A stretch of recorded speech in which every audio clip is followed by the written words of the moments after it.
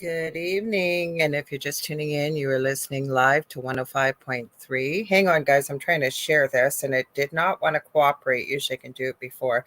I'll put live now. There we go. Okay, good. Just so I can share it to Facebook. Anyways, you're listening to 105.3 and 107.7 out of the beautiful city of New Orleans, Louisiana, to UFO Paranormal Radio Network, otherwise known as United Public Radio Network, or just UPRN. And this is the Angel Rock, and I'm your host, Lorilei Potvin. Obviously, I am a host on the network of this show, and I'm going to tell you a little bit about myself in just a minute. And I'm also a co-host of a secondary show on Thursday nights with my good friend and amazing medium as well, David Hansel, with The Thing at the Foot of the Bed on Thursdays at 7 p.m. Eastern Standard Time. My name is Lorilei Potvin. Like I said, I am a Canadian spiritual medium, crystal Reiki energy healer, Akashic Records practitioner, spiritual teacher, and mentor. I'm a budding animal communicator, very well versed in near-death experiences and the extreme paranormal, as well as I would consider myself a light worker, and I am a registered nurse. Few little housekeeping things, and I'm going to say hi to everybody popping in here. I'm glad you could join me. First things, my guest, unfortunately, she was in such a panic. I don't always check my email, and when I do, a lot of things, as can happen with Gmail, goes into spam.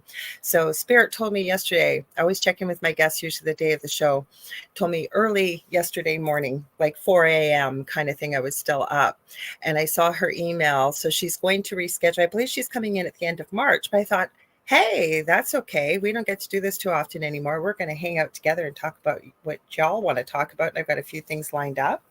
But if you like what you see, please like, share, and subscribe. Tell all your friends and family. There's something for everybody here on this network.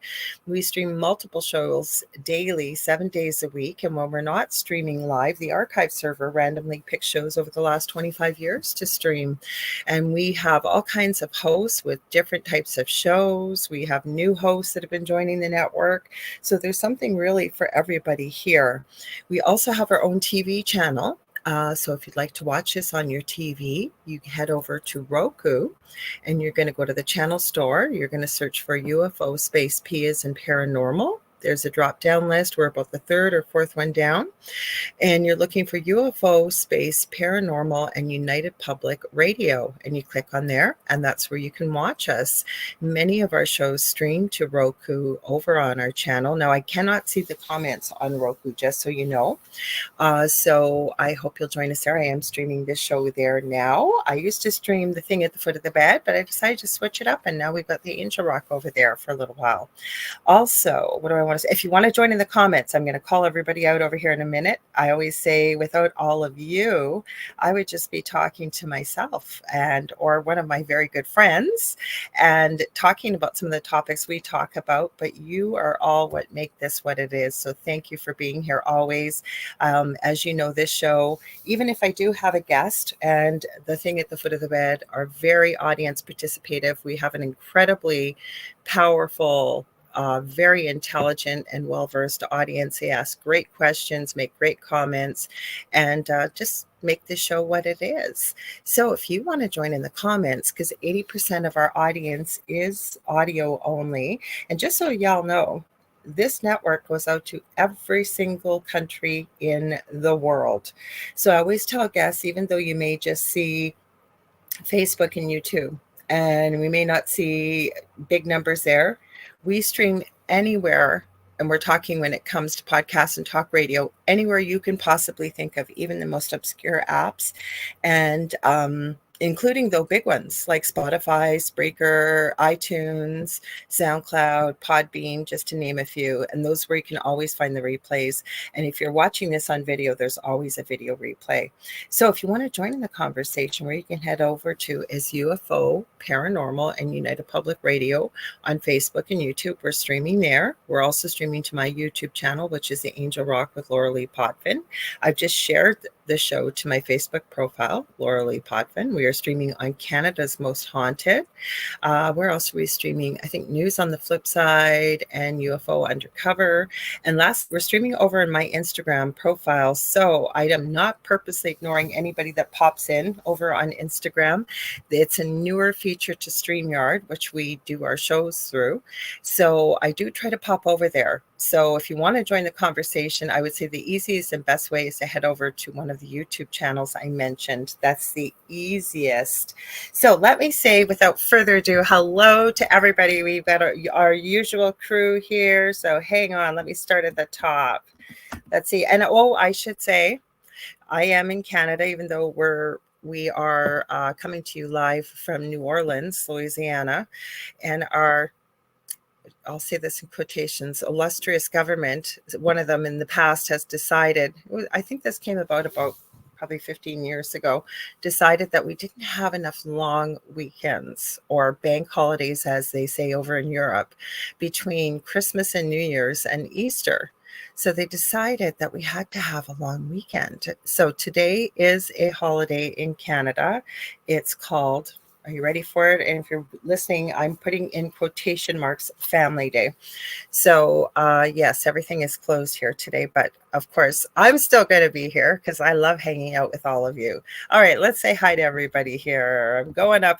So we got Z-Sun Dragon, who is a fellow Canadian. So he's on a holiday today, I'm sure. That's Kevin, as we know him with his quote-unquote muggle name. We've got Diane Brighton, who I also believe is in Canada too, if I'm not mistaken. So happy Canada Day. We've got Halfway Paranormal, which is Dylan, and I've been on his podcast. You need to check his out. It's awesome, and I enjoyed being a guest on his show. So we've got, again, Diane Brighton. We've got Cindy Simpson. We've got Mary Erickson, Jonathan Keyworth, who has JK47 Paranormal. So you may want to check his podcast out on Tuesdays. I believe he streams on Facebook and YouTube. Hang on, I'm scrolling down. Yes, Dylan came in on Facebook. Dylan Robinson is who he is. Howie Odell.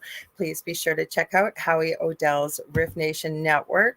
He also streams on Facebook and YouTube. He has the Orion Effect. I've been a guest on that show with my co-host David before. And I believe we're going to be guests in March, if I'm not mistaken, on his show again with his amazing co-host Rhonda. So looking forward to that. And like I say, he's got a great network and he really supports UPRN. So we like to do the same for fellow creators of their own shows and podcasts. And of course, we have Carrie Lynn Shellhorn, who I absolutely adore. She's an incredibly talented medium, very gifted. She's a paranormal investigator. She is a fellow Canadian. So happy Canada Day, Carrie Lynn. You guys, don't forget to check out her podcast. She has an amazing podcast on this network, Spirit Switchboard, 6 p.m. to 8 p.m. Eastern Standard Time on Fridays. She always has the best guests, and we have a little challenge between the two of us going on. I won't say what that challenge is, except that we're encouraging each other, not really a challenge, to go for it. People we think might never say yes to us being a guest on the show. And we're going to see what happens. So you guys, if you're behind that, put some good juju out for both of us, because we're going to make it happen somehow, some way. And when it does, we'll let you know exactly how it came out and how it came out to play. So hang on, I'm scrolling down here. We got Kathy Hanley Little. I thought it was President's Day, Mary Erickson. I thought I had seen that in the US. So is it a holiday? I wasn't sure. I know it's kind of a holiday because it's the same as you have Memorial Day, the weekend in May, after we have the May long weekend or Victoria Day in Canada. And I know for Remembrance Day, which is Canadian, I guess, Memorial Day, we have it November the 11th. And the government stuff is closed, but stores and such can remain open. So, Kevin says, I am always off on Mondays, but today at least I get paid to stay home. Oh, that's awesome. I know I'd seen your comment on my post there. So that's good. Yeah, because I know you work on Thursdays, because if you're able to, usually pop in the last few minutes of the thing at the foot of the bed and then you rewatch the replay. So, Carrie Lynn, I adore you, Lorilei. Good juju vibes. That's right, Carrie Lynn. We're gonna make this happen, and I'm not giving any more away because we're not gonna jinx it. But when we make it happen, we'll let y'all know how it happens. But you guys have to check her out. I love her show. I love everybody on our network. We really do have great hosts, and I know I would say probably 90%. Some of the newer hosts I haven't met yet, but I will. I will. We have staff meetings and such, so I will get to meet them. So, hi, Julie Evans. Welcome. Cindy Simpson says positive energy vibes. Yes, absolutely. So, I ended up downloading a couple clips and I thought, I'm not sure what one to start with. I think I'll start with the positive one. And the other one's not negative, but it's spooky. So let me check out Instagram here and make sure we're not missing. We got John Williams, 44. Hi. So if I haven't said hello yet on Instagram, please head over to the Angel Rock with Lorilei Potvin on YouTube, or you can go to UFO Paranormal Radio on YouTube, because then we'll be able to see your comments, John. I appreciate you joining me on Instagram. It's just StreamYard has not integrated Instagram comments over here yet. So, and Kevin says, I watch and like all Carrie Lynn shows on the replay as I am not at work during those lives. I know she has a best guest. She really does. And she's such an amazing host. But like I said, all of our hosts are amazing. So I ended up treating myself to one of these things. This is a new big thing out there, the Stanley Cups. And isn't that funny, right? If you're a hockey fan, we do watch some hockey. I'm not a big hockey fan, but my partner Dell is. And these are called Stanley Cups. And apparently they are the big rage. So if you guys have been following me for a while, you know I love resin. So I happen to be seeing the latest thing with these cups. And I ordered molds for them. They're the cutouts, I guess, on top. You can put people's names and put a little charm down below. So I'm working on those. I am really trying to get that store ready, you guys, and get it out. I also got today, I meant to bring it upstairs. I have a big mold for this, and it looks like kind of like a butterfly, kind of like a moth, but it's actually a whole skull incorporated into the piece, and you can hang it on a wall or, put it on your desk or whatever.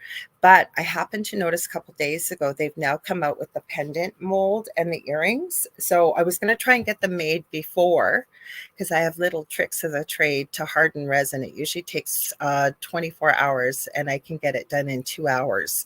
But I got busy doing other things. So maybe on Thursday, I'll try and wear them and bring them. I will really try, and I'll show you guys. I think it'll be pretty cool. So let's start. People are messaging me. They always forget Mondays that it's a busy day today. So hang on. I had this all loaded up here. Okay, let's see. I'm going to start this. This is just kind of a positive.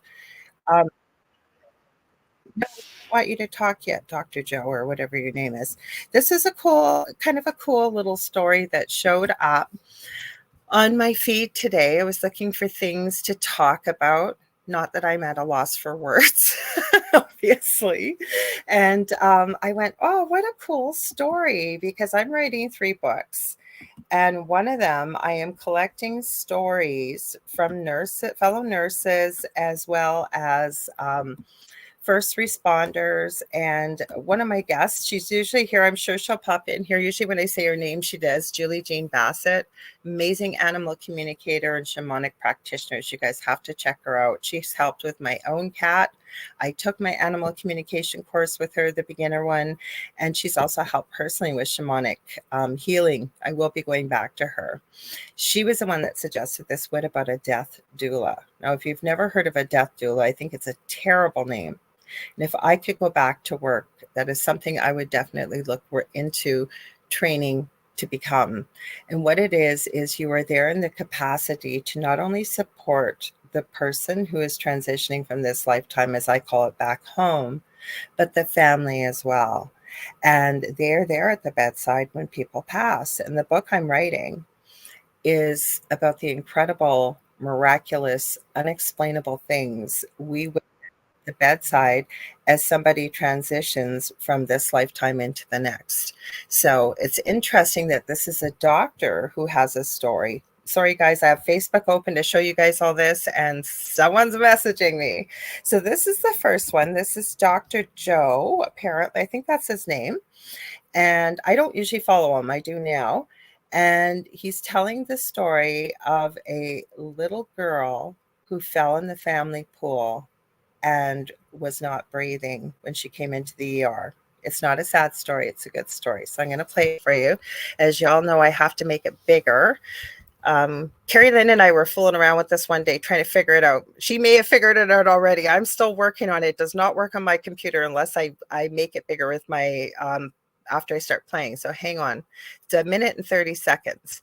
Years ago, I was working in the ER and paramedics brought in a 5-year-old girl who drowned in the family swimming pool. She had no signs of life and they were doing CPR. We got her back to the ER room, continued CPR. I placed a breathing tube. And fortunately, after about 10 minutes, we got her pulse and blood pressure back. Her parents arrived and they were extremely distraught, especially the dad. He was saying, "It's all my fault. It's all my fault." I said, "No, sir. It was just an accident," trying to reassure him. He said, "You don't understand. When I was a child, I went to stay with my grandparents. They told me not to go down to the riverbed. I did anyways. I got in trouble, screamed for help. My grandpa ran out of the house, dove in the river, and he saved my life.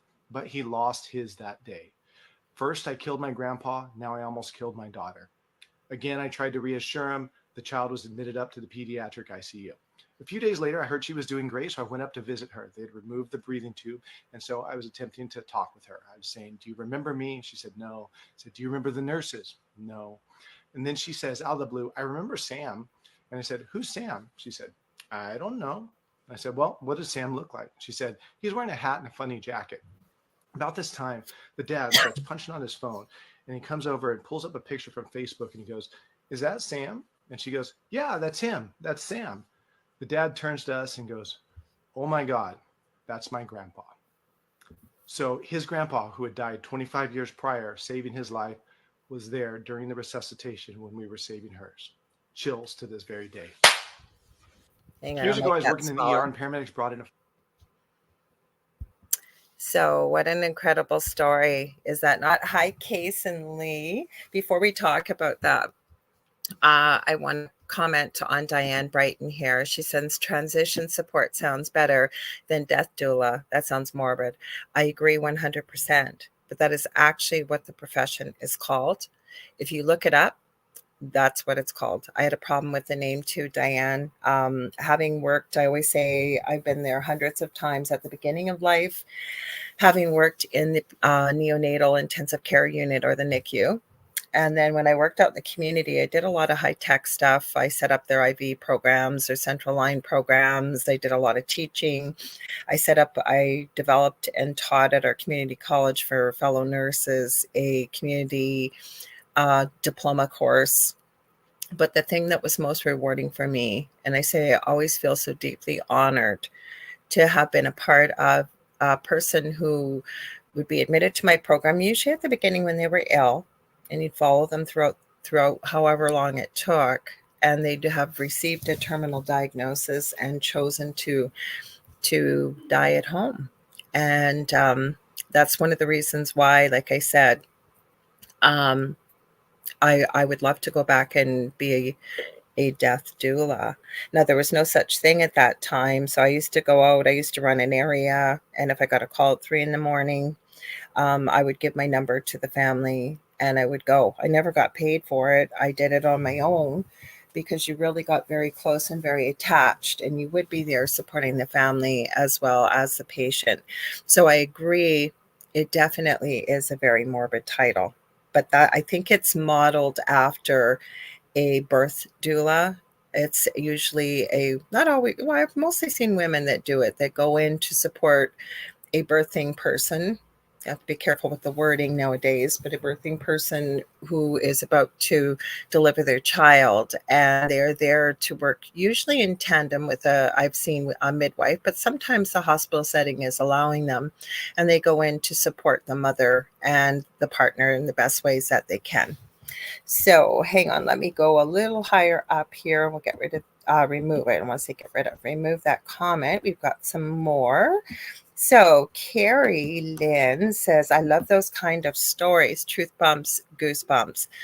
I agree 100%. And the reason why I chose to start it with that is I believe 100% beyond a shadow of a doubt, having had a near-death experience or NDE myself as a toddler, I don't remember a lot, but when somebody starts to talk about their experience, it's literally like a movie starts playing. I can see it. I can experience it again, what I experienced. Plus, I've studied it professionally and personally for over 40 years. So I've heard some incredible stories, but I chose to kind of start it out with that because here's a doctor talking about this in the emergency room, and this little one is telling the doctor what they experienced when they weren't breathing. So it could have been an OBE, out of body experience. I believe it was probably a near death experience if that child was on a ventilator in the PICU, as we would call it, or pediatric intensive care unit. They weren't breathing. And, their own grandfather, I guess it would be their great grandfather, because it was her father's grandfather, showed up and helped her, obviously not transition back home, but she came back with proof that there is an afterlife, if you will. So I thought it was such a cool story to start with. Hi, Liam Morgan. He says, that's one of the reasons why they said I follow that doctor on social media. And he's a very caring and intelligent person trying to get the truth out there about anything.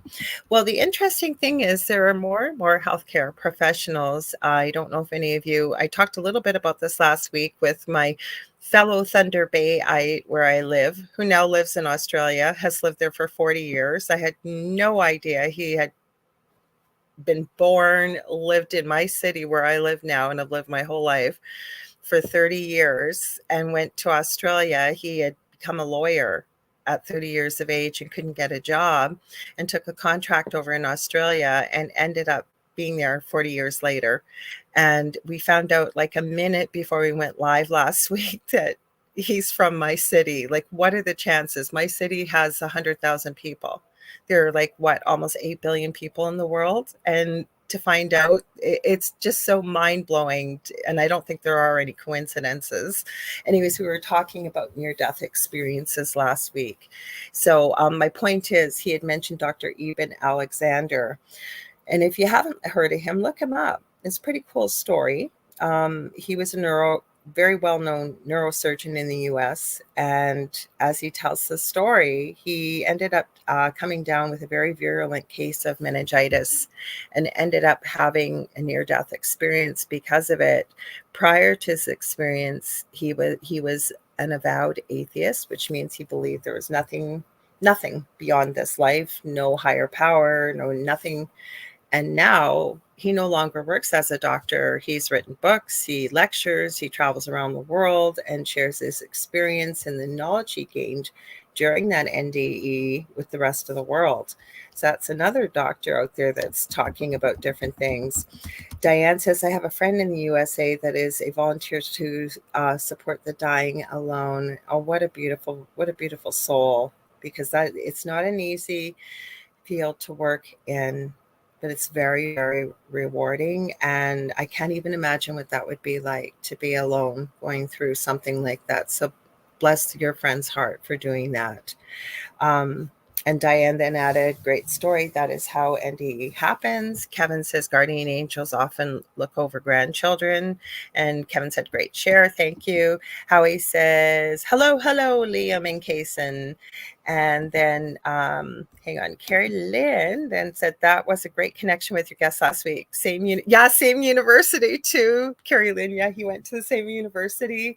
And I was talking about my area when I went out to work in the community. When I was leaving the hospital, working in the NICU, I almost didn't take the job because it was in the most dangerous low-income part of the city. I had never really even been in that part of the city except driving. And I worked for a very old organization here in Canada called the VON. I always used to joke and say it stood for very old nurses. It didn't. I was in my mid-20s to just before 30 when I worked there.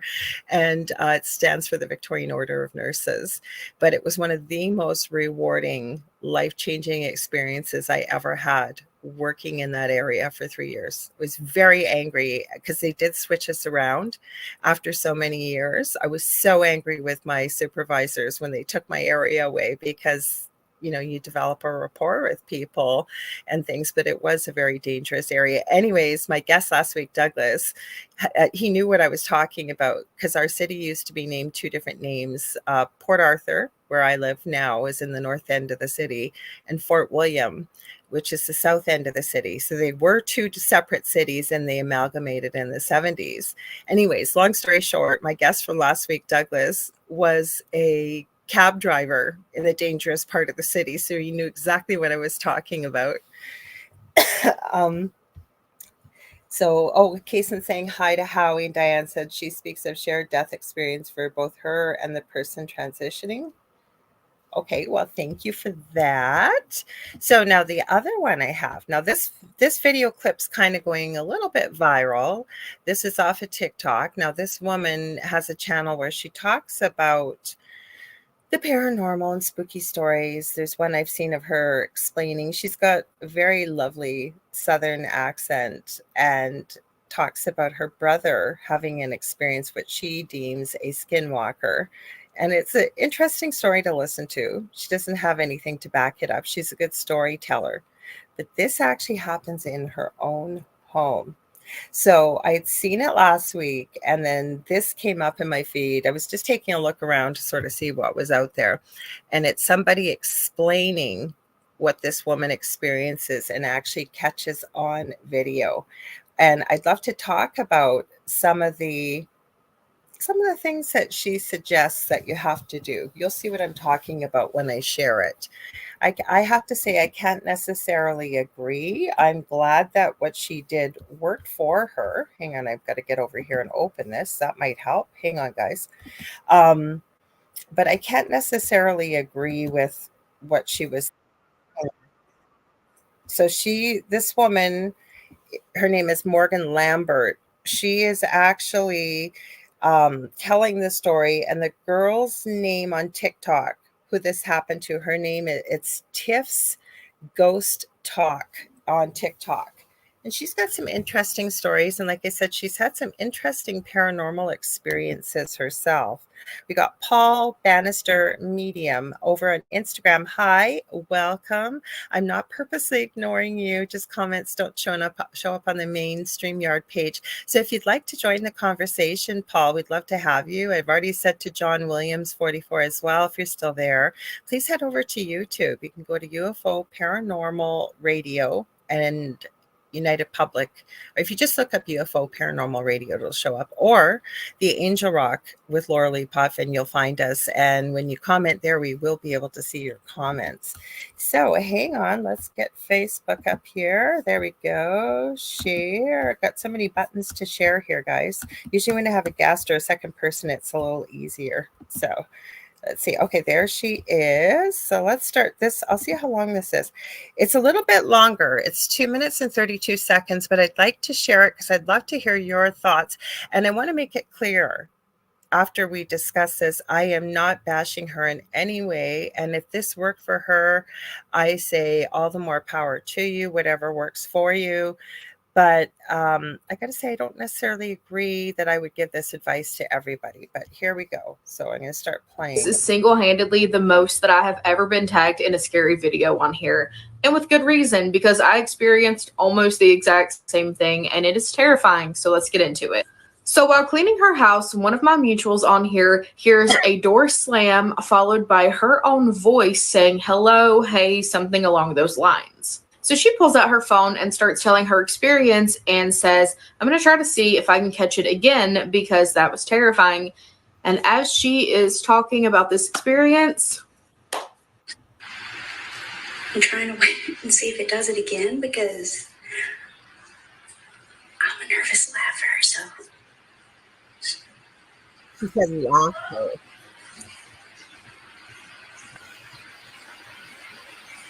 hello? Hang on one sec, guys. I talked. I do have advice because I did get hours to leave me alone. It is after my husband's. I'm going to replay that because I talked right when it happened. So I want you guys to be able to hear this. So sorry for replaying, but. And she says, I'm a nervous laugher. It's the whole clip on her page isn't quite as long as this, but it'll give us more to discuss with what this girl's talking about. So just let me restart it here.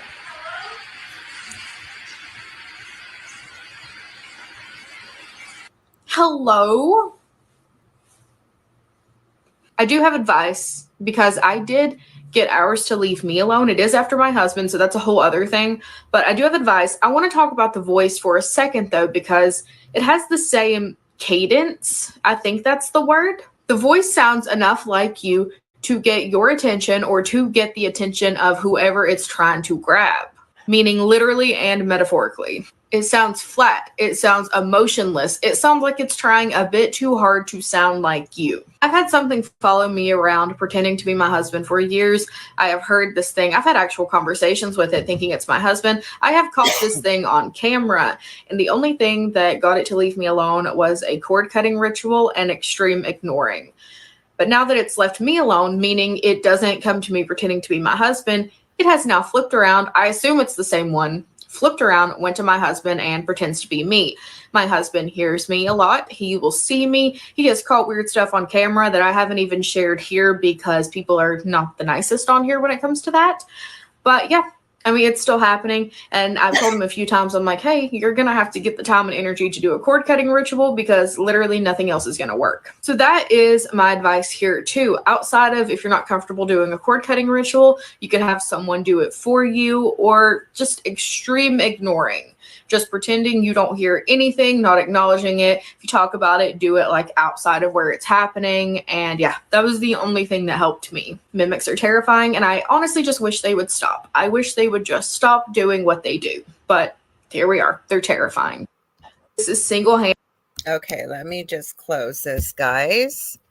Hang on, we will close all this here. Stop sharing. Okay, so for those of you who might just be joining in, or hopefully you could hear or see this well enough, this was kind of going viral from this girl's, I think it's Tiff's Haunted, did it say Tales or Stories? And it's actually longer. She's filming because she's home alone. Not the girl that's telling the story, the girl that says, I'm the nervous laugher. And she's home alone. And she hears a voice that sounds identical to hers that say, yeah, we're going to talk about that casing. Hi, Julie Jane Bassett. I knew you'd show up. I said your name earlier. She says, hi, Lorilei and everyone. Kaysen says, some people say cord cutting is not good. Why is that? We're going to talk about that in just a sec. So back to Tiff. Her name's Tiffany. So what happened? She's home alone. I got distracted there for a sec. Sorry. It's almost like squirrel. What? And she, as the story goes, she says she hears this voice that sounds identical to her saying, hello. So as soon as she hears this, she gets kind of freaked out. She starts recording. And so she doesn't catch it that quickly. There's a good probably minute or so. She wasn't expecting to hear it because she keeps apologizing, saying, I'm a nervous laugher. I laugh when I'm nervous. And all of a sudden, clear as a bell, you hear, hello? And she's terrified.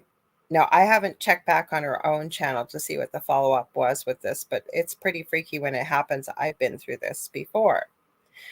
The clip I showed you that showed up today, I forget what her name was. I'll have to look at it here. Give me a second. I'll find what her name is.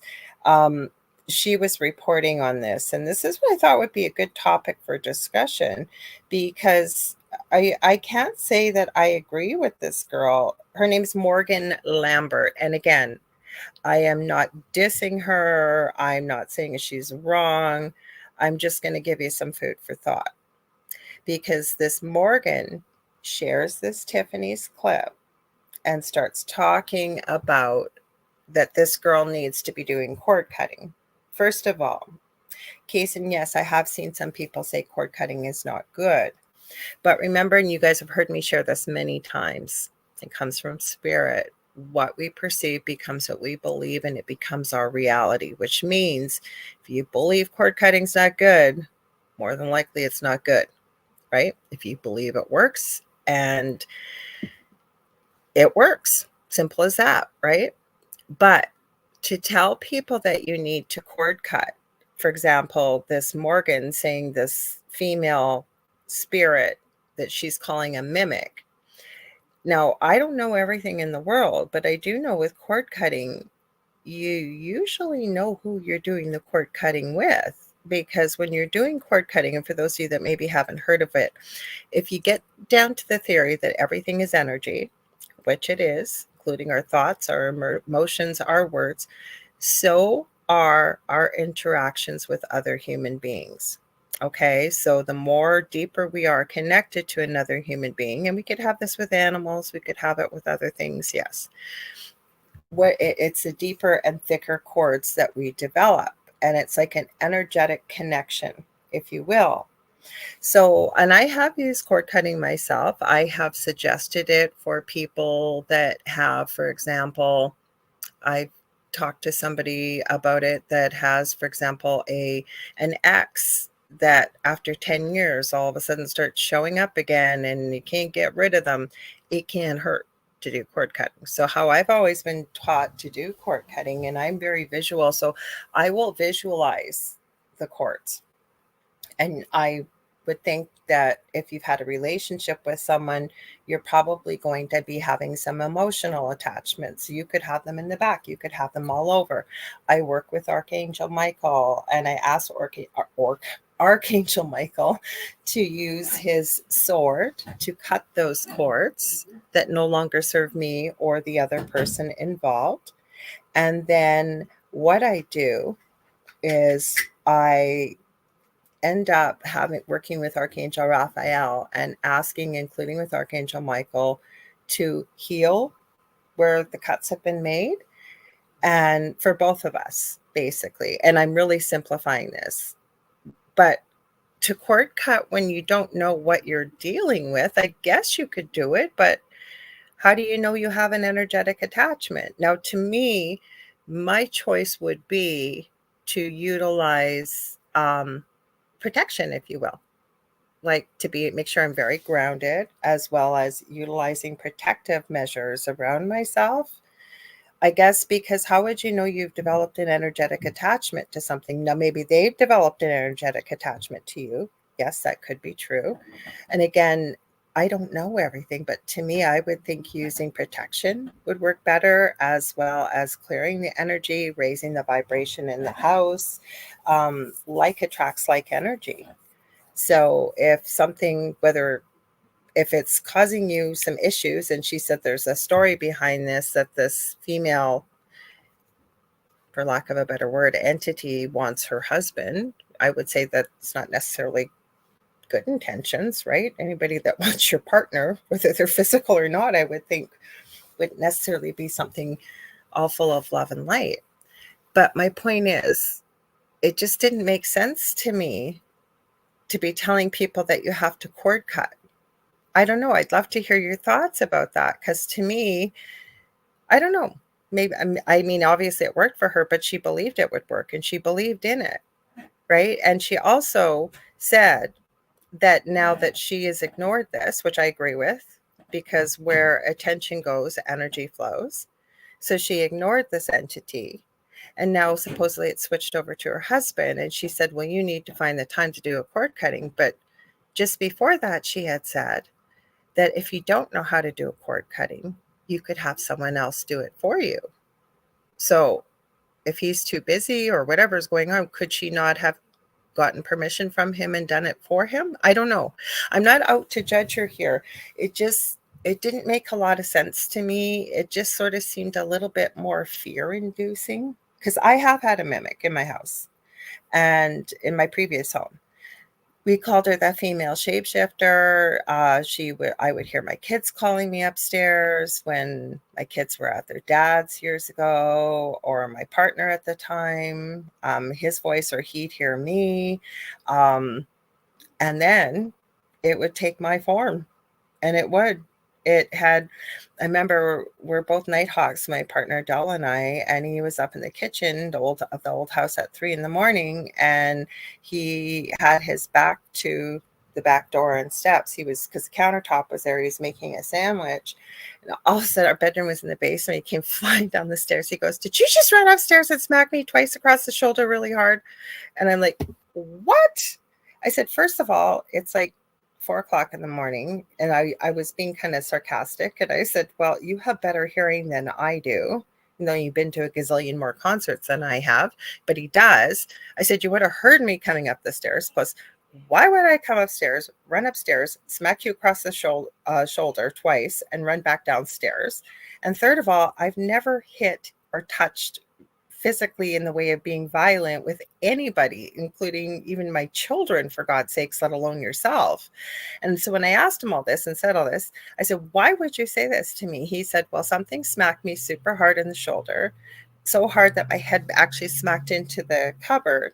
And when I spun around, it was the exact version of you, right down to your hair down in the back, what you were wearing. I go, okay, so what did this mysterious me do? And he said that he couldn't see the face, but it just made a beeline, turned the corner like it was going to go downstairs, and he said it disappeared. I said, well, I don't know how to disappear either, so it wasn't me.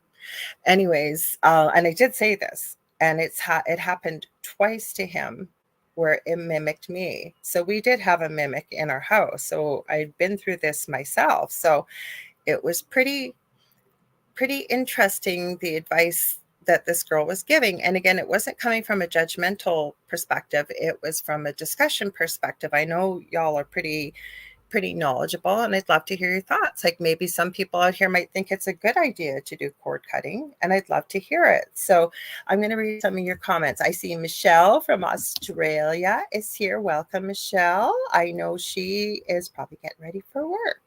So let me see if I missed her. She said, good day, all. Kevin says, I would not suggest for someone to say cut cords that bind the person. Would have to ask for cords to be cut between them and some other, but I would not suggest they do it unless they ask about it.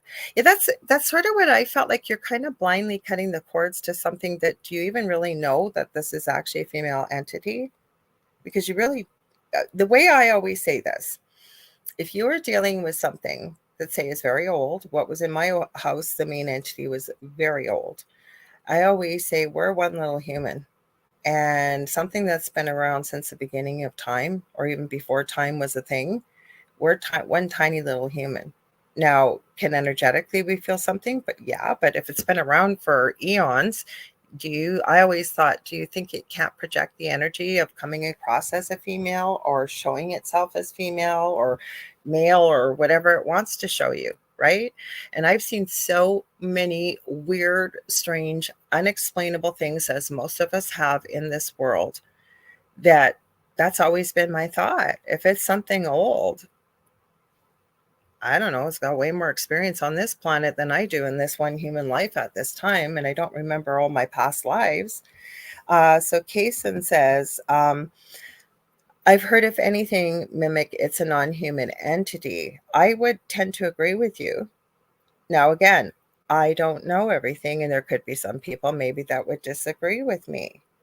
And that's where I was going. I didn't finish that thought with Kevin. To me, so you're thinking you're dealing with a female entity that wants your husband, supposedly. I would need more information from this story.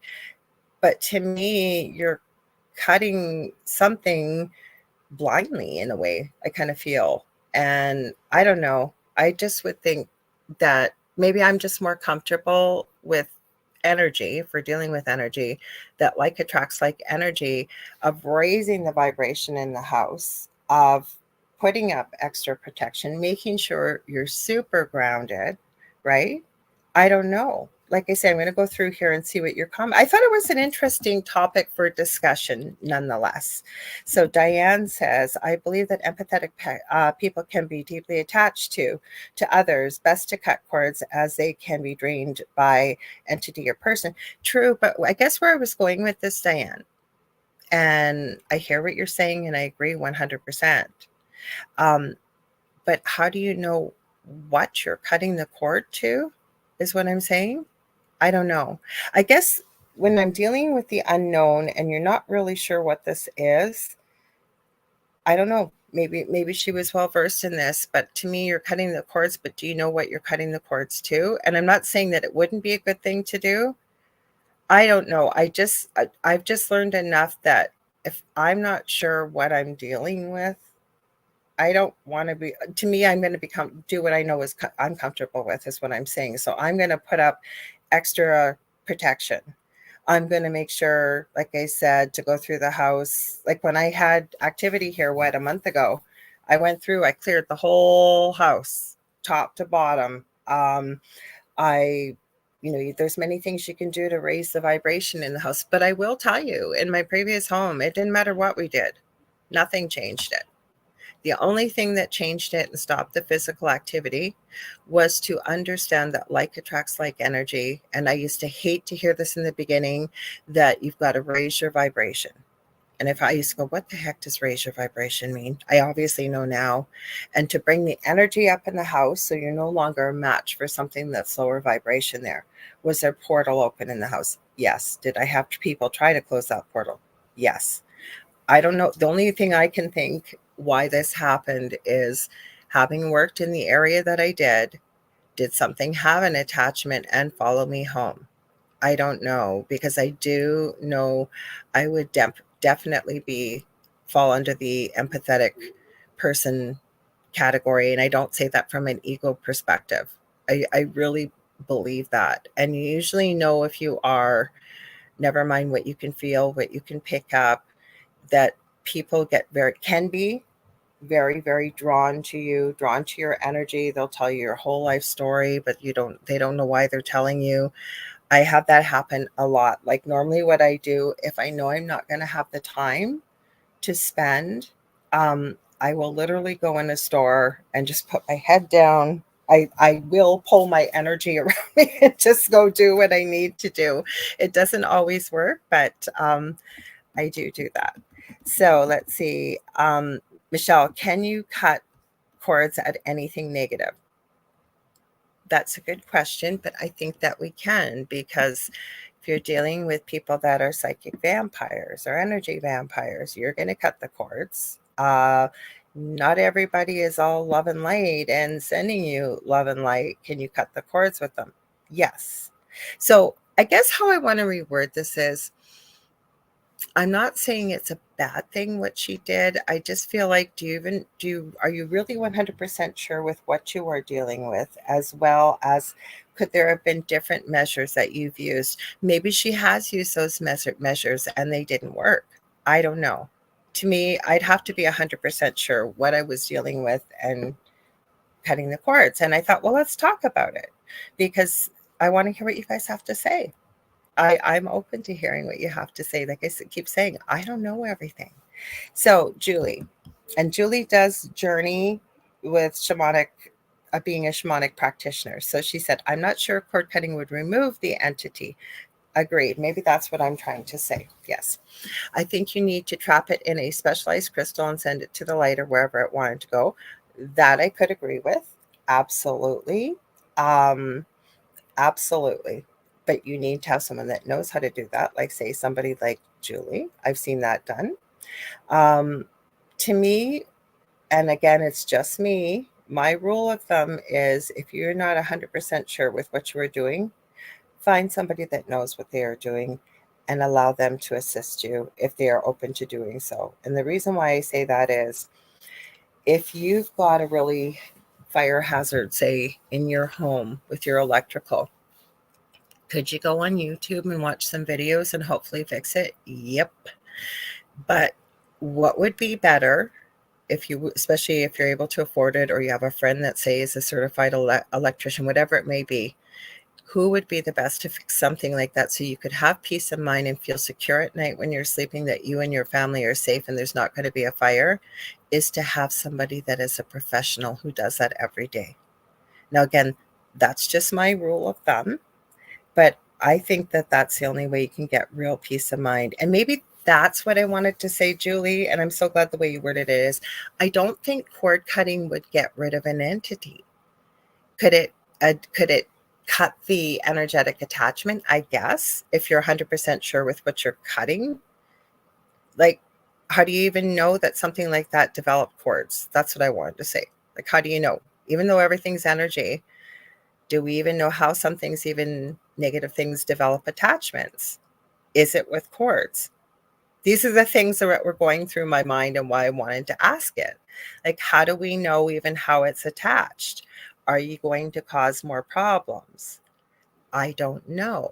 But my point is, that wouldn't be my first line of defense when dealing with something negative. And I have dealt with negative things. And again, I'm not saying I have all the answers. but it's not going to get rid of it. Like she said, now the entity is now affecting her husband.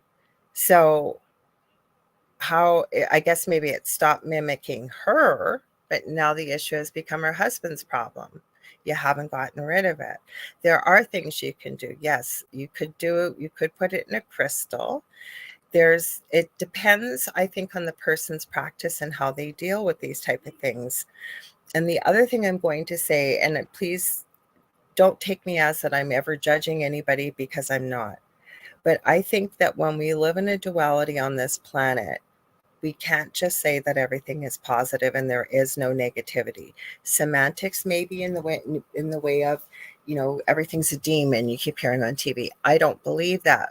But I do believe that not everybody is running around in love and light. Also, I don't think people realize how powerful their words, their thoughts, and their emotions are.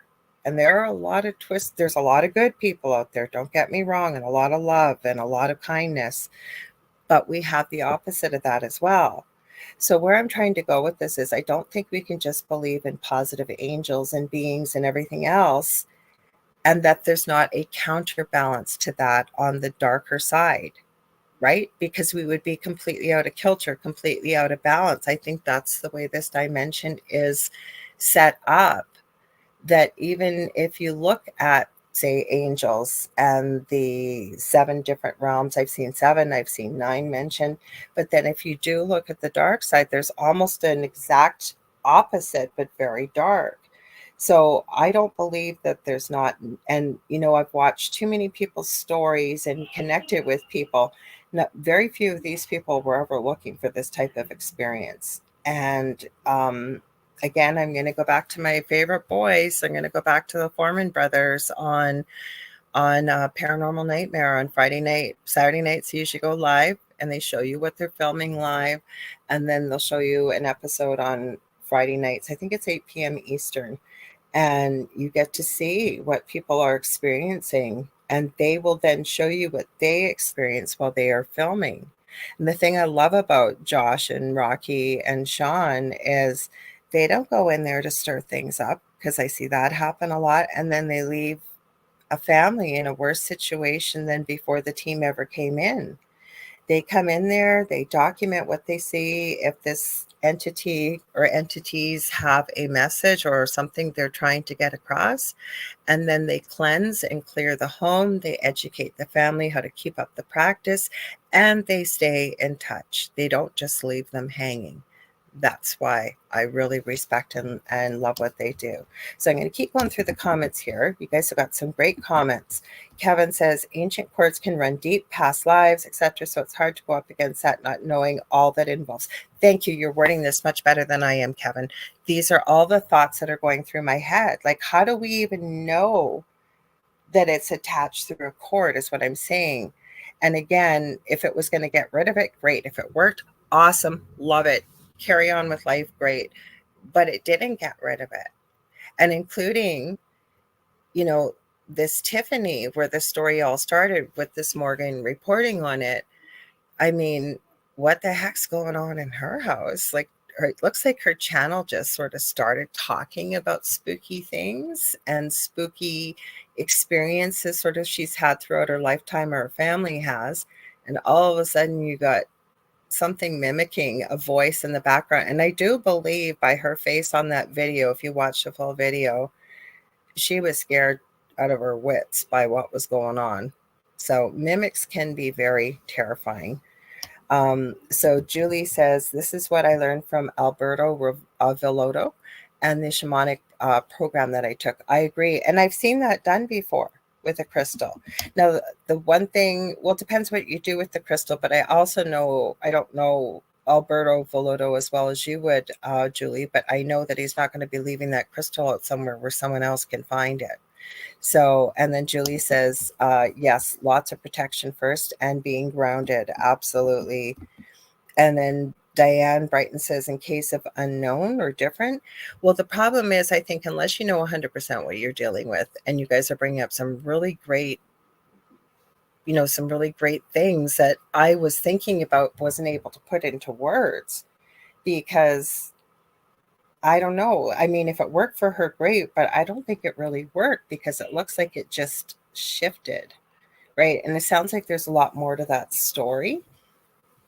I do agree that, not giving it attention, it stopped bothering her, right? Where attention goes, energy flows. But it didn't make it unknown. Plus, I believe that if you have an entity that really wants itself to be known, ignoring it is not going to make it go away. It'd be great if it did. And it may work for, say, an earthbound spirit or something. But usually, if somebody, in my experience, has had paranormal activity, it does not go away with ignoring it. It usually starts out small and builds and builds and builds and builds and builds. So Kaysen says, many years ago, I used to watch the Discovery Channel till past midnight. Every night, something bangs against the window. I don't know what it was to this day. Well, I got to tell you, okay, so talk about, I don't believe there's any coincidences in life. That guest Douglas that I had on at the end, he was speaking about there were people that had reported with their near-death experiences. They were always drawn to a particular time period. And one he was speaking about was in 1940s, and I believe it was during the war and the history and all. So when they had a near-death experience, their guide actually brought them back to that time period to experience a bit of it and learn more about it. And Douglas had said, if I ever do have a near-death experience, I would love to go back to the time of the Roman Colosseum. And I said, well, you don't have to have a near-death experience to do that. And he said, what do you mean? And I said, well, there's remote viewing. Little did I know, one of my very closest friends, we hadn't been discussing remote viewing, we hadn't talked about it or anything. What does she do? She sends me a 6-hour interview on remote viewing with Joe McMonigal.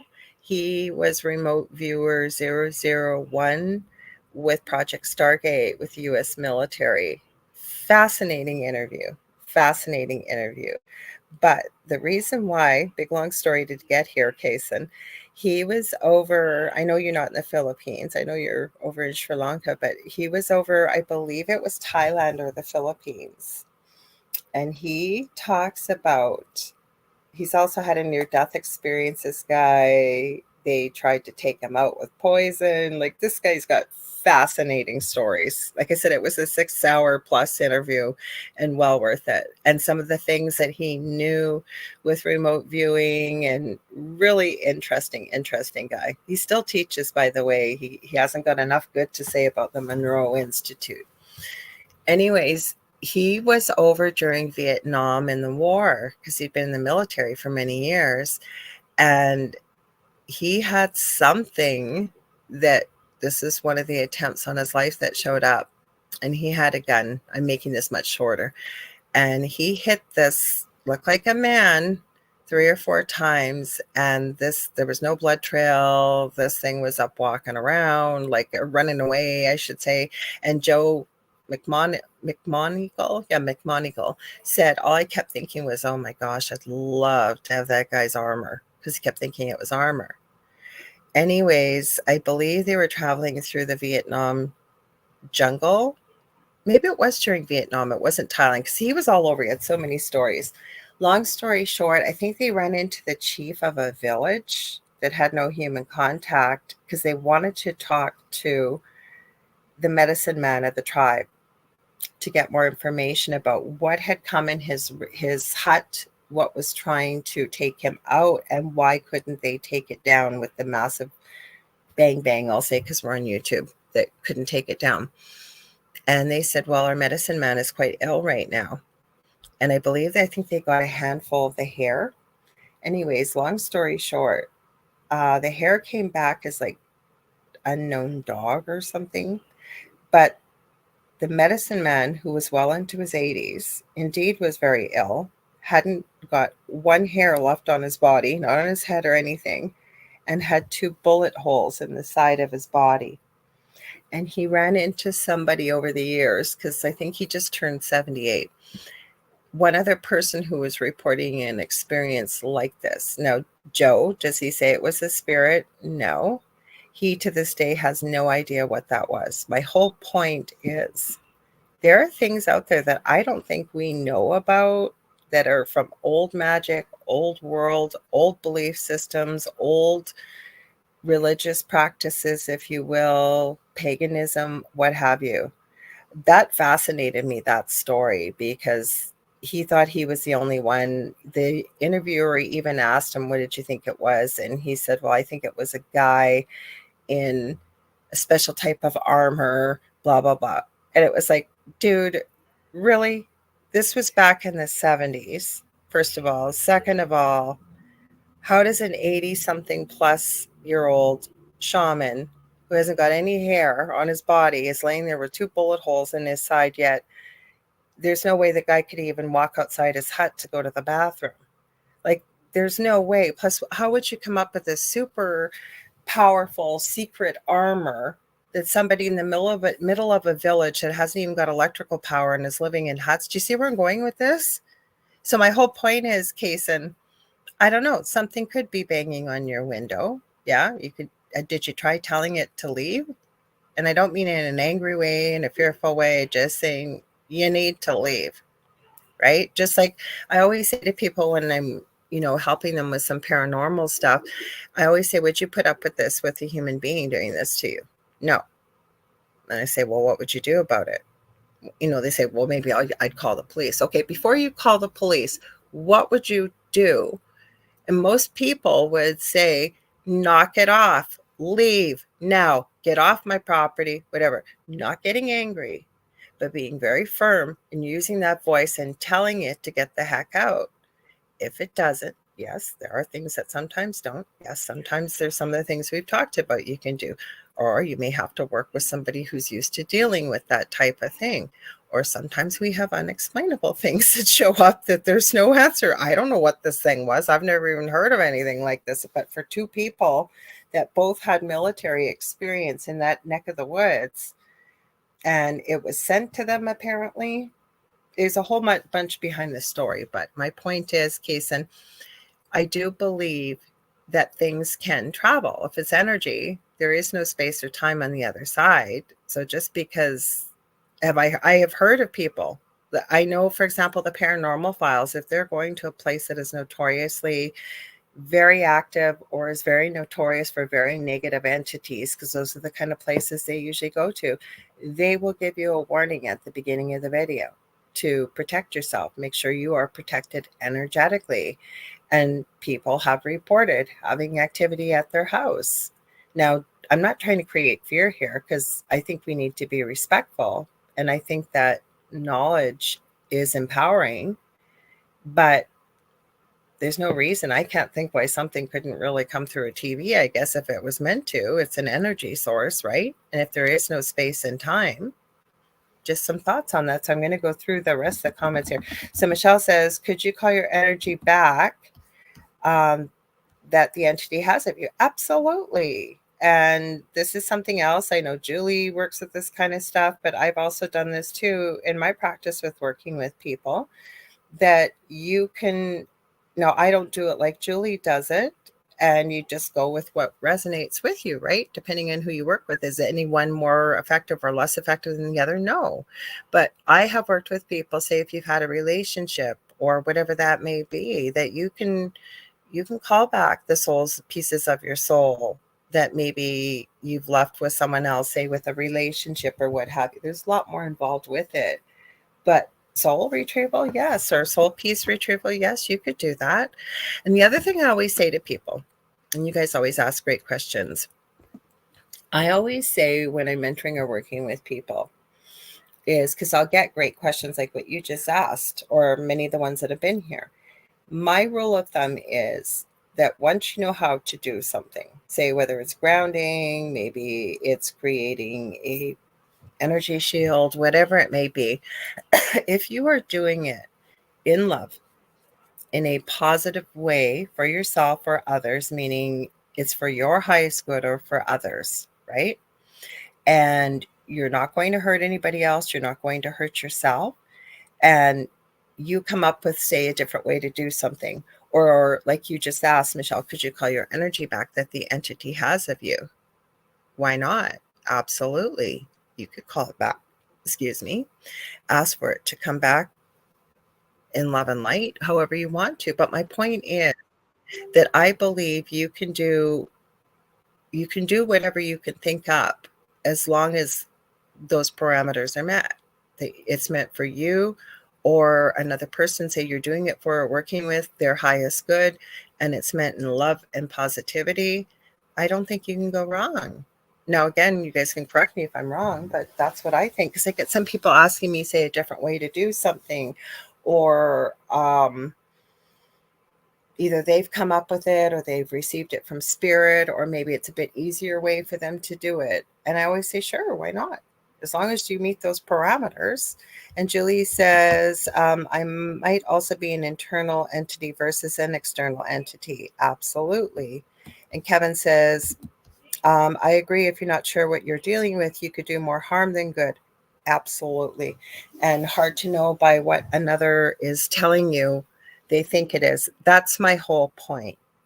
So I usually try not to. I'm not 100% perfect. Nobody is. That's why if we say, when we see different clips on, especially the thing at the foot of the bed or whatever it may be, I always say I need more information. Plus, I just wouldn't try not to use a blanket statement with someone. And especially, like, we don't know what this is. So to just tell everybody that when you've got a mimic, you need to cord cut and ignore it. That worked for you and what you were dealing with. And that's great. And again, I'm not being judgmental here, but I think we have to be careful when we're telling people how to get rid of things or how to do things, that we need the whole story, because I think everybody's story is unique. And even just by what I've just shared with you about, like I said, this Joe McMonagle shared that he experienced, it was in Vietnam, it wasn't in Thailand. The gentleman who told him years later, he was with the military over in Thailand and had almost the exact same type of experience. And they still weren't able to say what this was. It looked humanoid, couldn't really see the face. It was up on two legs, had a human form, but you don't know what that was. Was that supernatural? What was it?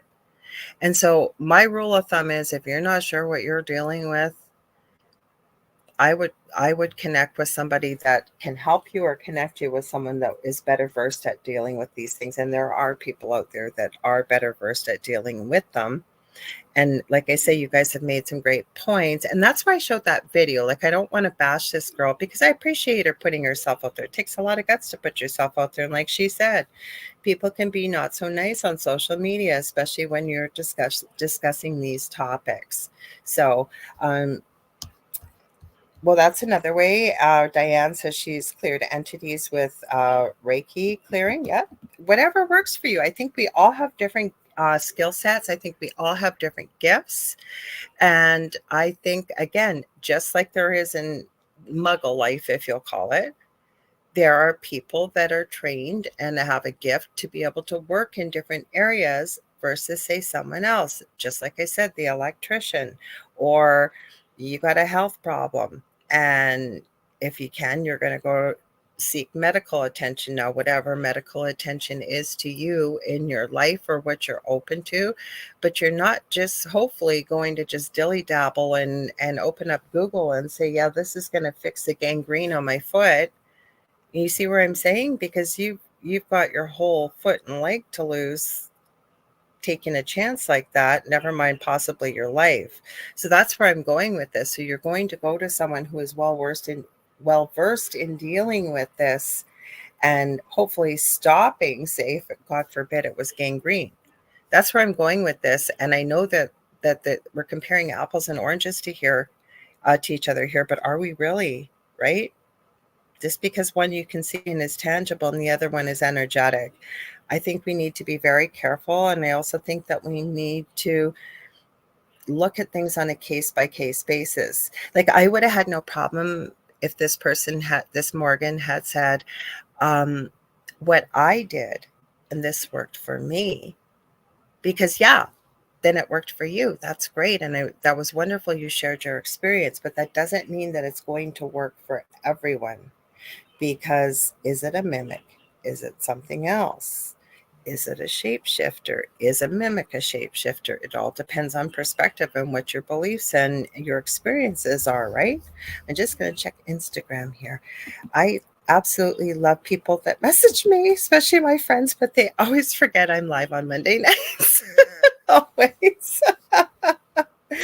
So Julie says positive, negative, and everything. We need the contrast. And I agree.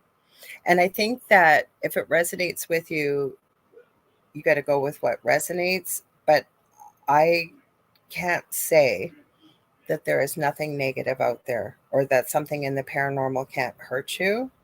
Is everything lurking around a corner to jump out and claw and scratch you and hurt you? No. But to use a blanket statement in this area and say that there's nothing in the paranormal that can hurt you, I disagree. And again, I could be wrong, but I know from personal experience as well as speaking to hundreds of people over the past few years of experiences they've had or things they've gone through, that it can happen. Do we need to run around in fear? No.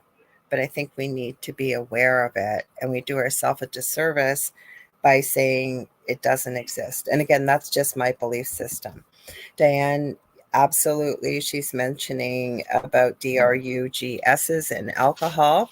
I think anything that can lessen our energy field or aura can definitely leave us open to attracting something more negative. Remember, negative like attracts like energy. I also believe, and there's many of us out there that can tell you that are doing this type of work, that if you're meant to be doing it and you choose to ignore it, spirit sometimes will gently nudge in a positive way, and then they give you a little bit more of a shove, a little bit more of a shove, a little bit more of a shove.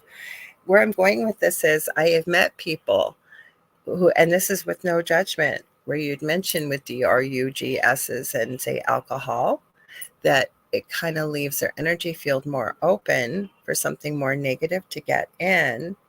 I almost feel like somebody that I know a few people that are, how gifted they are spiritually and energetically, but they're not doing that work by their choice, which is fine.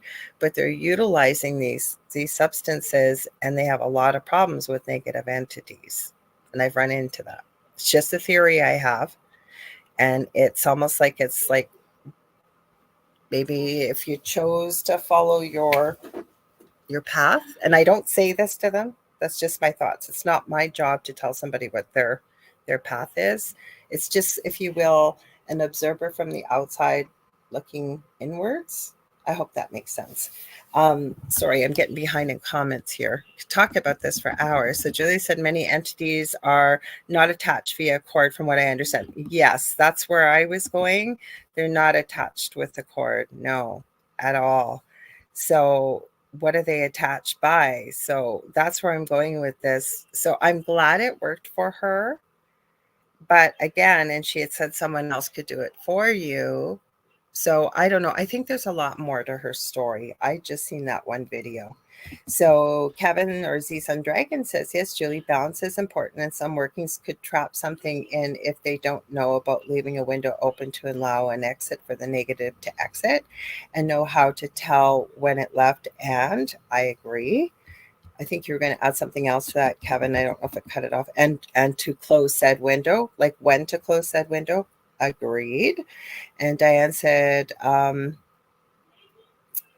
something about you had something come from Thunder Bay. That's where I live, to assist me with energy lost. I'm so sorry, Diane. I can't really understand what your comment is there, what you've typed. I'm so sorry. So Julie says, no, you release entity and remove it from the crystal. Not giving up my shamanic crystal. I hear you. I knew there probably had to be more in it. Like I said, that's not how I do it, but that's how you do it. And you've been trained to do it. And I know how good you are at what you do. So there you go, everybody. So not leaving the crystal to find. I am not a shamanic practitioner. I have very little knowledge about it, except for the bare minimum of having a session and doing a wee bit of research. But I would by no means ever even remotely call myself a shamanic practitioner, because I am not. And Kevin says, if not using Julie's crystal. So Michelle said, curious on your thoughts. The interaction some have with negative spirits. Would that be in our earth plan? Like everything that happens, we plan before we come here. Again, just my thoughts. I don't think that everything that happens here we plan. I don't think that happens at all. Do I think there's certain people that we're going to meet in our life or certain bigger life events? Yes, I do believe that that could be contracted or agreed upon before we come into this lifetime. But no, I don't agree that everything that happens is pre-planned, because why would we come, right? Like, why bother? What's the surprise in that? Or, I think we have the right to come here and screw it all up. We could have I want to learn this and this and this for my soul to grow and evolve, and we could come here and not do any of it because of the spiritual amnesia, meaning we don't remember why we're here. Never mind, we have free will.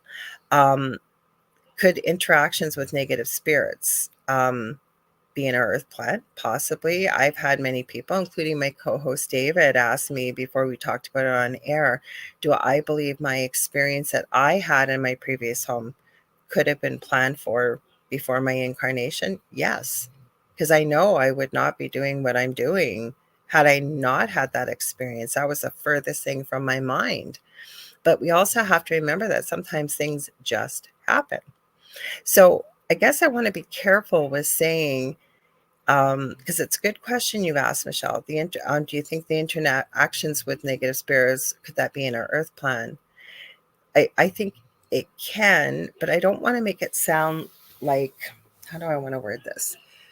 That we plan to meet with negative spirits and have these experiences, like kind of like it's our own fault, we chose it.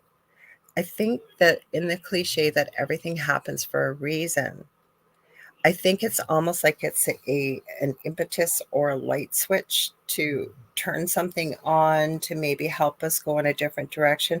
The other thing I can tell you, which in the beginning I was not open to and I had a hard time wrapping my mind around, but I now have no problem whatsoever with it.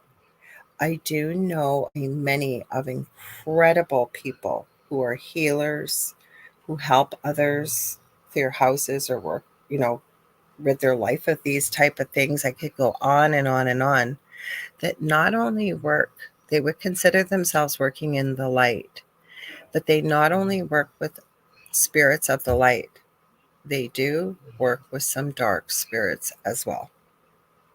So, and I do know that. And that was the part I had a hard time wrapping my mind around. But not everything's painted evil, right? Could there be something that sort of walks the midline that if it's pushed, it can go towards the negative or evil? And then you got to look in the eyes of the beholder, meaning who's judging it with the eye of the evil, that it's evil, right? Do you see what I'm saying? But I do know, and I can't tell you actually how many I have run into, and maybe it's because I'm open to it now. Myself, I don't do that. Am I saying I'm never going to do that? I'm not well versed enough in it, nor would I be comfortable with it at the moment. But I don't have a problem if somebody shares with me that they work with various spirits that might be perceived as possibly more negative. And if you look at it, right, if you're able to work with something like that, know how to manage it, it's going to give you a lot different perspective when we are dealing with negative entities and energies versus only working with the light. I hope that makes sense. I hope it does. So Michelle goes, dang, time to go. Have a great show. Bye. Have a great day at work, Michelle.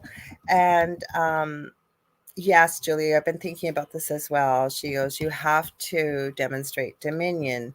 And for people maybe who haven't heard of dominion, and I believe we do as human beings have dominion on this planet, that you have the right to tell something that is not from this dimension or meant to be here on this earth that it needs to leave.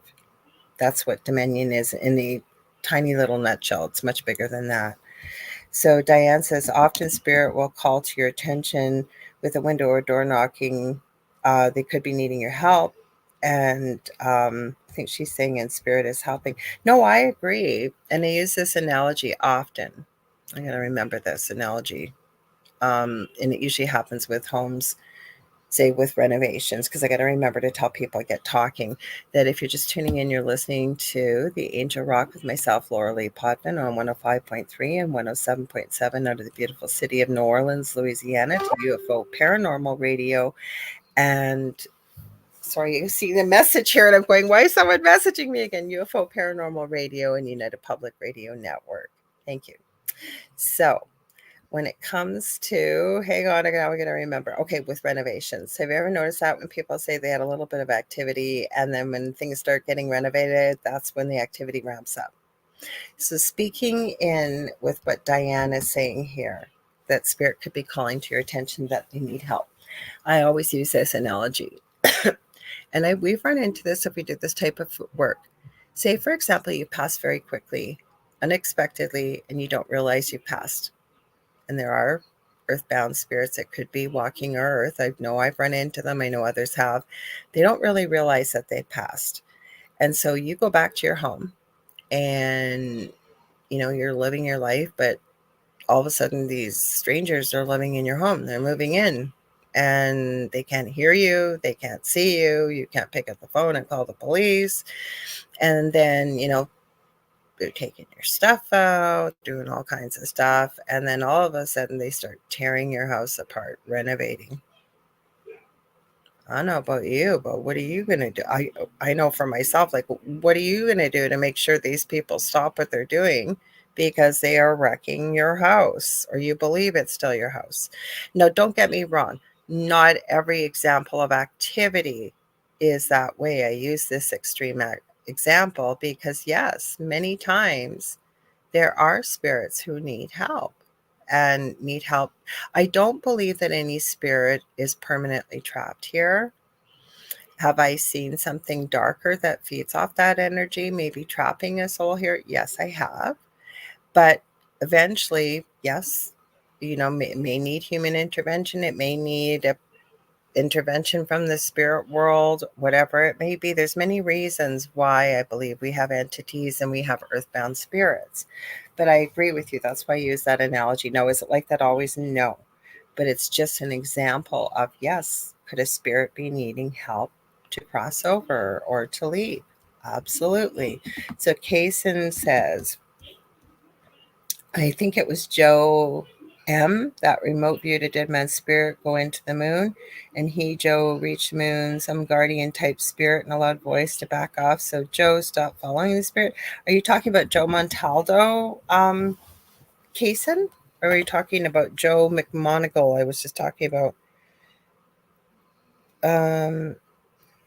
Oh, okay. So I seen a message from you, Case, and I thought it was about now. It's about later. Okay, I'll take a look at that afterwards.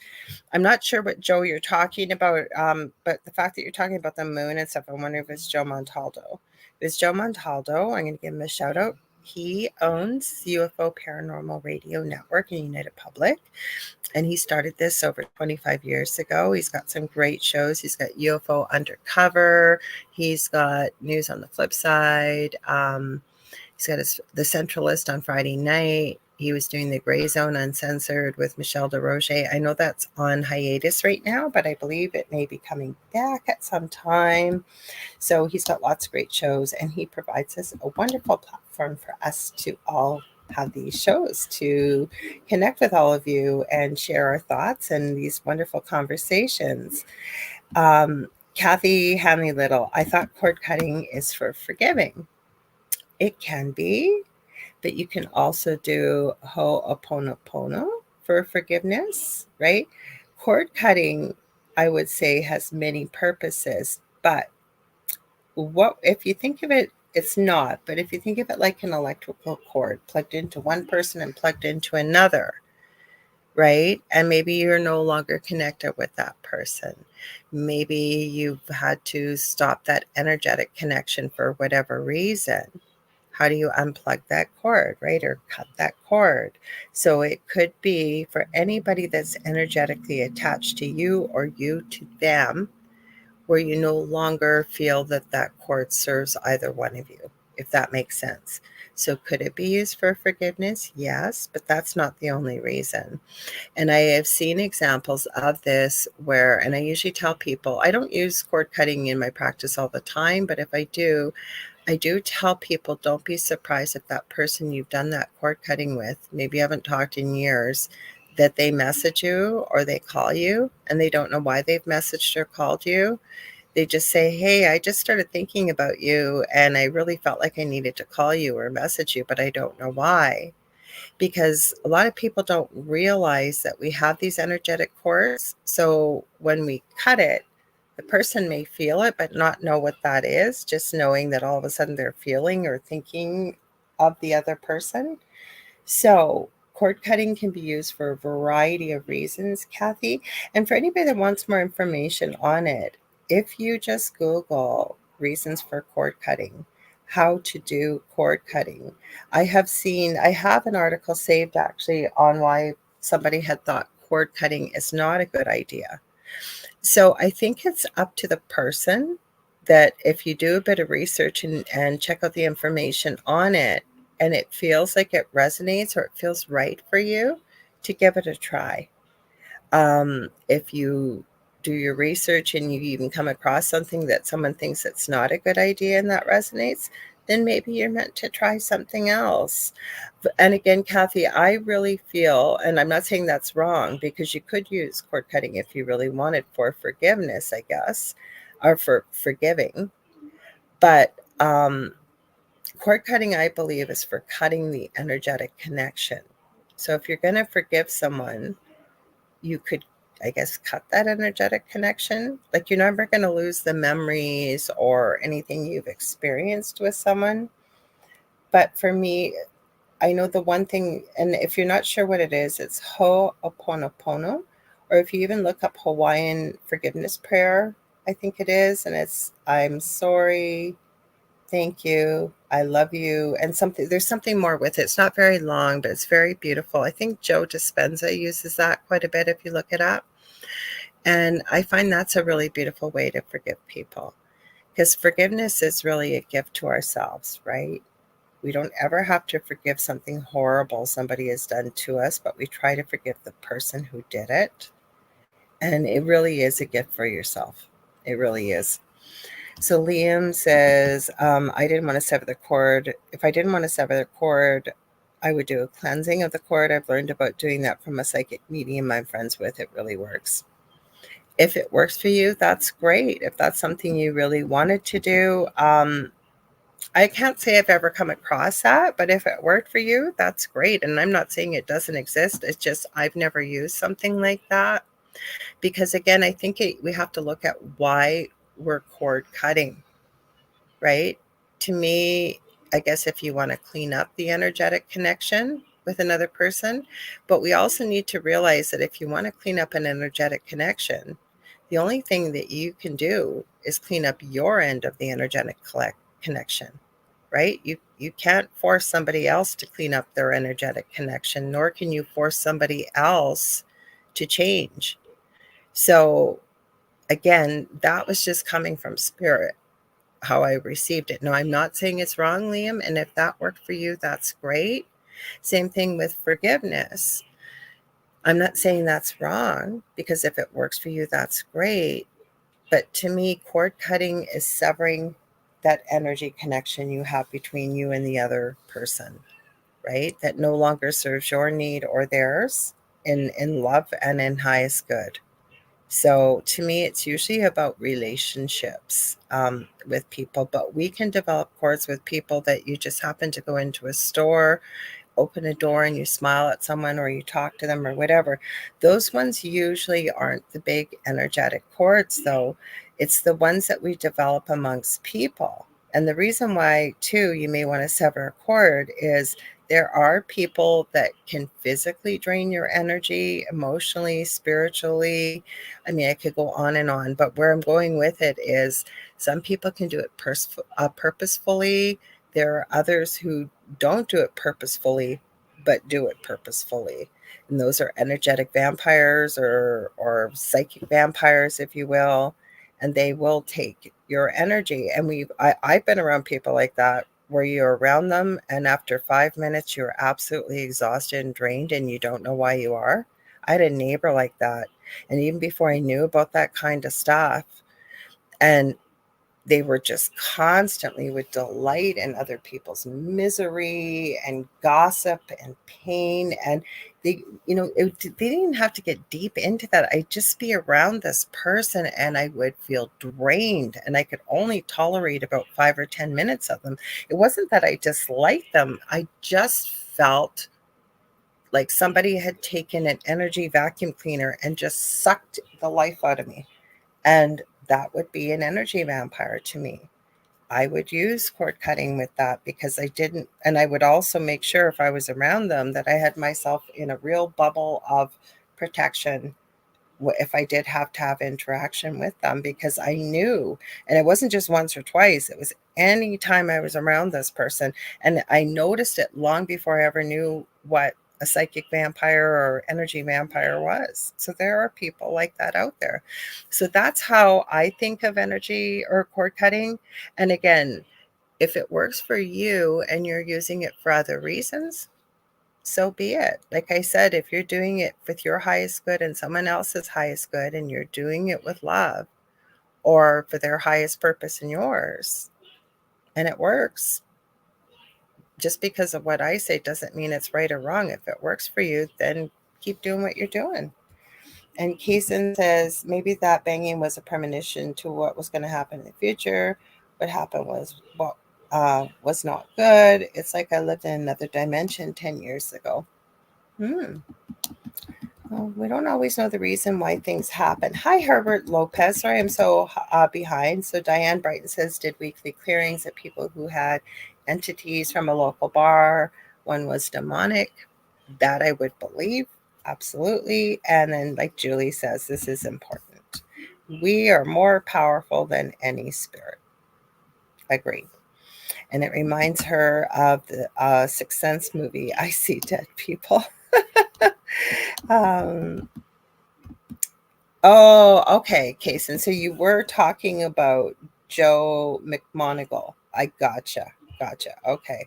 He had so many interesting stories. Like I said, a friend of mine had sent me this, and it was so weird. I was sending the guest I had last week a bunch of information after the show about remote viewing, and during the show my friend had sent me this, so I spent a couple days watching it. I got it, Case, no worries. I understand who you're talking about. And Julie says cord cutting also helps cut the cord to a past life that is holding you back. Absolutely agree with that. Thanks, Julie, you spelt it. That's exactly what I was talking about. Ho'oponopono. And that would be like the forgiveness process prayer. It's very simple. It's very easy. That is what I love to use for forgiveness and will suggest to someone else. So again, Kathy says thanks. And again, Julie, Kathy, if what you're doing works for you, by all means. And if not, I hope that helps you. So Julie wrote it down for me. Ho'oponopono. This is what it is. Thanks, Julie. She wrote, please forgive me. That's step 1. Step 2 is thank you. Step 3 is I love you. And I thought there was one more step. Maybe I'm wrong. Sorry, you are right, Julie. I wrote the wrong name. Julie wrote it down for me. So let's go through it again. Ho'oponopono is, why does this not want to scroll back up? It is, I'm sorry. Please forgive me and thank you. I thought there was one more step. I thought there was 4. And Diane wrote the same thing. And she also wrote, some people can feed off your energy.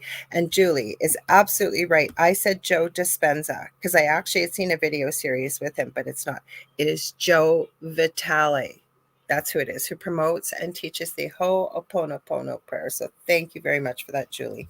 I really appreciate that. I'm calling all this stuff off the top of my head.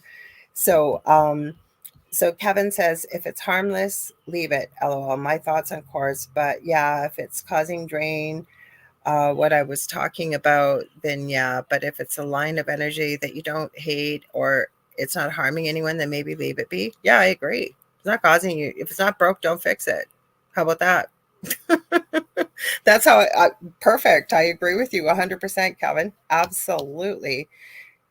There's no need to mess with it if it's not bothering you. Plus, I don't think as human beings we're ever going to be completely free of every cord that we've ever connected or made with another person or past life or anything like that, right? So Kaysen asks, is that cord cutting is used to work only with relationship issues, or can it be used to cut connections with anything negative? I believe it could. It could, I guess, depending on what you're talking about negative. Like I said, that's how this whole conversation started with this Morgan who said that you have to use cord cutting to cut ties with a mimic. And you know what? Like I say, if you, my thoughts are use the rule that I suggested. You don't have to, but if it resonates, that you're doing it for your highest good or whomever you're doing this for in their highest good and doing it in love and from a positive perspective, give it a try, see what happens. So you could, everything is energy. So I think I know why you're asking this case. And so you certainly could try it. You certainly could try it and see what happens. See what happens. Everything's energy. So Roger Garza is here and says, good morning, everyone. Yeah, there is one. I thought so. Kevin says there is four. We keep missing one. And this is about Ho'oponopono. I'm pausing. Now I got to look it up because there is four. I know there's four because I've done it before and I know there's 4 steps. Let me see. It'll take me 2 seconds. Ho'oponopono. I'll put steps. Hopefully my typing will work out okay. No, I don't want to. Okay. Yeah, there is 4 phases. It says, just say, I'm sorry. Please forgive me. Thank you. I love you. So we forgot the first part. I'm sorry. Maybe that was implied. But yeah, there's 4 stages. I'm sorry. Please forgive me. Thank you. And I love you. And you can I just typed Ho'oponopono so quickly. I didn't put the hyphen or anything in here. I put Ho'oponopono steps and you'll find it super easy. Julie probably did it. It's probably my writing because I know she knows how, and Diane does too. Or my reading, I should say. I've been talking straight for almost 2 hours. That's the problem. Or you can do ancestral clearing. Yeah, you can. Like I said, I'm going to scream from the rooftops, Julie, Jean Bassett, because I am telling you some of the stuff she has helped me with from childhood, very traumatic. And I know many people she has worked with that has helped, as well as speaking of animal communicators, my German Shepherd is coming over saying, hi, Mom. And she thinks she's a lap dog, don't you, Emmy? So, and she, well, I'm not even going to begin to explain. She's got some great videos she's put out there to explain what a shamanic practitioner does. Julie, I think, are they on your website or are they on your YouTube channel under Julie Jean Bassett? So check it out, you guys, because I have regular clients, and I've had one as of recent that it came up from Spirit that I ended up connecting Julie and this person together. So I just go with whatever Spirit gives me. Yeah, Julie says there are free YouTube prayers on Ho'oponopono. There absolutely are. You guys, we are almost out of time. We got like 5 minutes left and that's it. Like, how does this happen? Okay, so Julie has what a shamanic practitioner does with her in her practice, because you'll get to see what she does and how she works and why she does what she does and so on and so forth. Believe me, I will tell you, if you are looking into someone to help you with healing and it really resonates with you and you're looking forward to it, consider it a gift to yourself, because I really believe, like, obviously you're going to check the person out. And if you feel like you resonate with them, they've got, you've looked at reviews or you've talked to people that have worked with them. If they've helped a lot of people, might want to look into it. It may help you with some things that maybe what you're doing already may help as an adjuvant, meaning an additive to what you're doing, or it may actually help you tap into a different part of healing that you haven't looked at. So definitely check it out. Check out Julie Jean Bassett. She's awesome.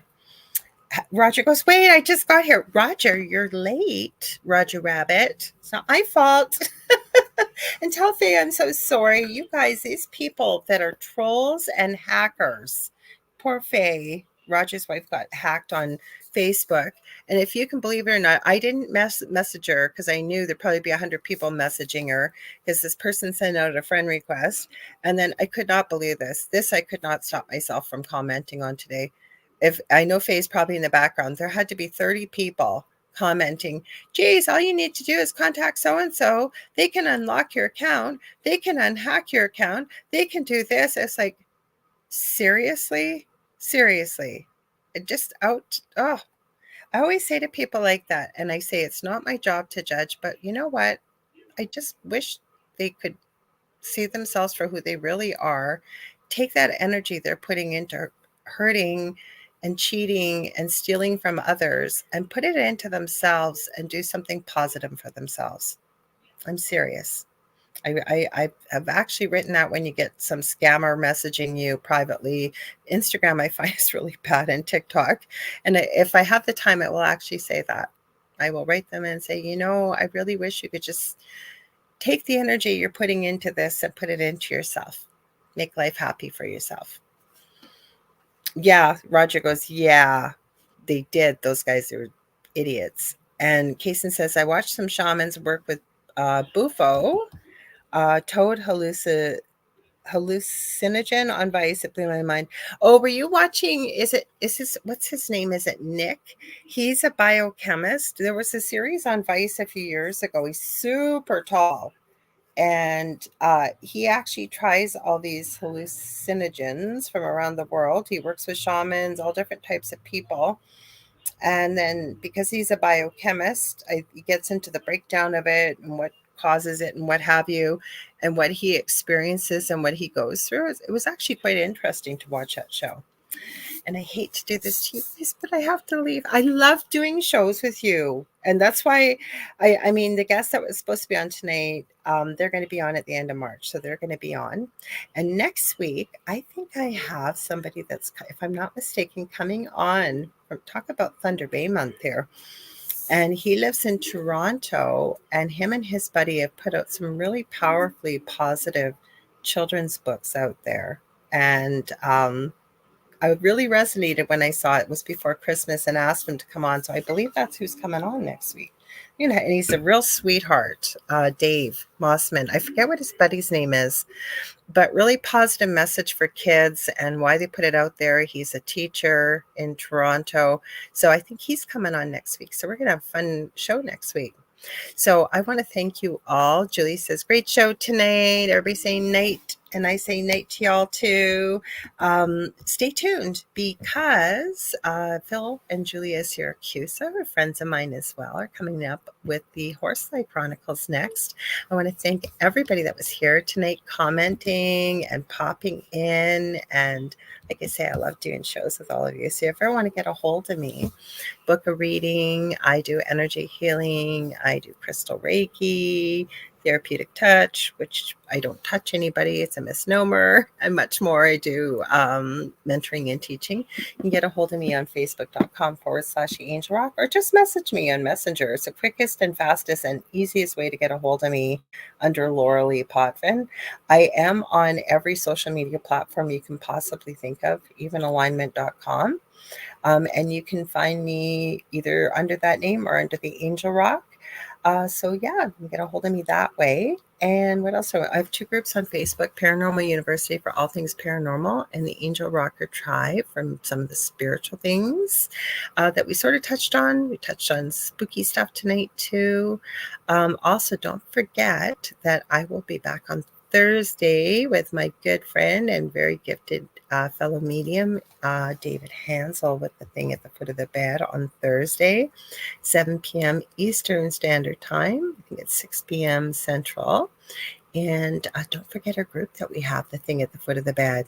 You guys can share things in there, but we've had a recent member who decided every day that they should post in our chat that they had tickets for Taylor Swift and they had them for sale. Well, that will end up getting you blocked because that's what ended up happening. We gave them the benefit of the doubt once because I figured maybe they got hacked, but they kept on doing it. So nope, that's not the place to sell your Taylor Swift tickets that don't exist, really. But we do want to hear if you've got questions or show ideas, or you got spooky stuff you've run across, or anything funny to do with the paranormal, or questions. We would love to hear from you on there. And as David came up with, it's a great idea when we get to 200 subscribers, or to the group. You don't have to pay for anything. It's free. David and I are going to start going live in there, doing free one-question readings and such around the show. That's also where we post a lot of the links to videos and photos and clips and things that we show on the show, especially for people that are listening from an audio perspective and maybe have a hard time finding it. All right. So we will see you on Thursday next. Stay tuned for the Syracuses.